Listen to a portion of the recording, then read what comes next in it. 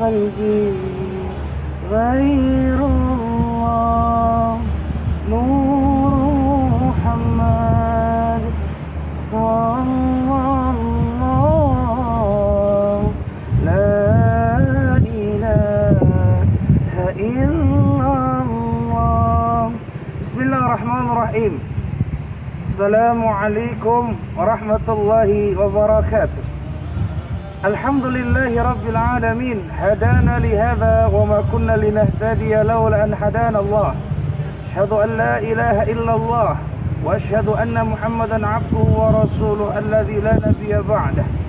اللهم صل وسلم وبارك على نبينا محمد صلى الله عليه وسلم وعلى آله وأصحابه أجمعين. إلهي أنت مقصودي ورضاك مطلوبي أعطيني محبتك ومعرفتك. Sahabatku, sahabat dakwah, sahabat surga, 17 Ramadan kita telah menempuh perjalanan menuju Allah Subhanahu wa taala dengan puasa ini di 17 Ramadan. Kaifa siyamuka? Apa kabar puasamu hari ini? Apakah puasa itu telah berjalan dalam perjalanan yang indah? Yada ta'amahu wa syahwatahu lillahi ta'ala. Kita meninggalkan makan minum kita, kita meninggalkan syahwat kita karena kita cinta kepada Allah Subhanahu wa taala. Motivasi Al-Qur'an sebagai bagian dari langkah Qur'anisasi kehidupan. 17 Ramadan merupakan momentum besar, sahabat. 17 Ramadan merupakan bagian dari sejarah di mana turunnya Al-Qur'an kepada Nabi Muhammad sallallahu alaihi wasallam di Jabal Nur, di sebuah gunung yang mendapatkan cahaya terang dengan hidayah Al-Qur'an yang turun di dalamnya. Iqra bismi rabbikal ladzi khalaq.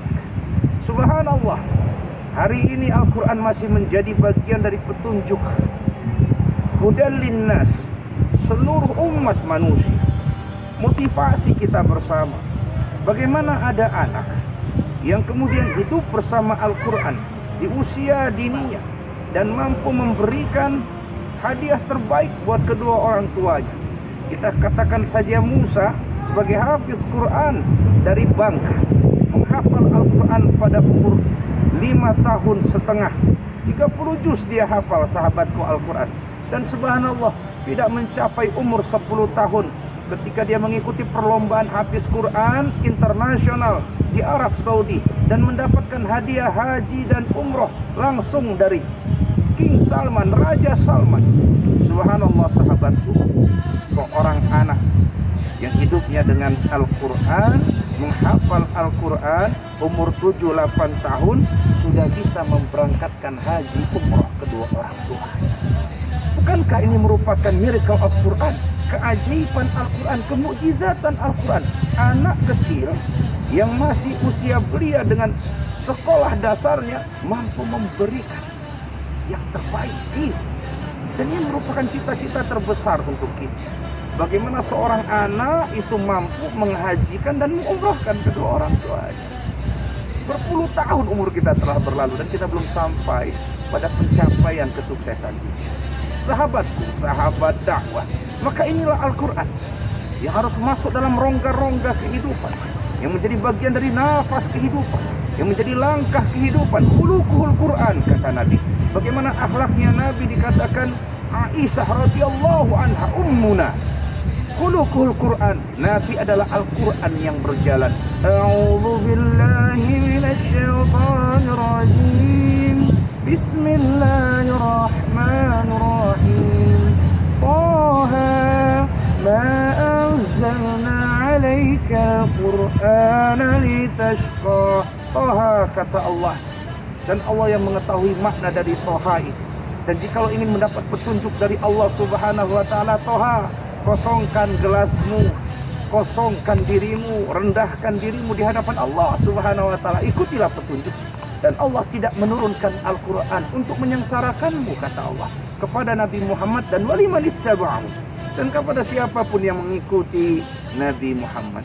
Sahabatku, sahabat dakwah, di era modern, di abad digital, Bagaimana para ilmuwan dunia saja takluk dan kalah di hadapan Al-Quran, mengakui kebenaran Al-Quran dan akhirnya masuk dan bersyahadat di agama ini.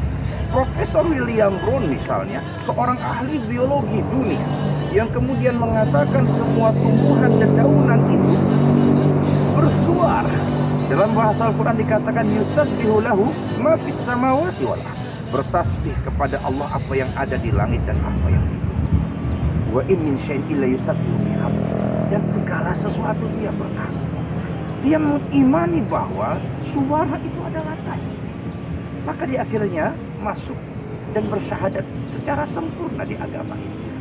Lain halnya Profesor Dmitry Bolikov, seorang ahli fisikawan dari Ukraina yang meyakini bahwa matahari akan terbit dari barat, sahabatku, sebagai tanda-tanda kiamat. Allah kirim, idza syamsu kuwirat, dikatakan Allah apabila matahari itu digulung, kata Allah, dan matahari terbit dari barat merupakan tanda dari hari akhir yang disampaikan dalam hadis Nabi Muhammad SAW.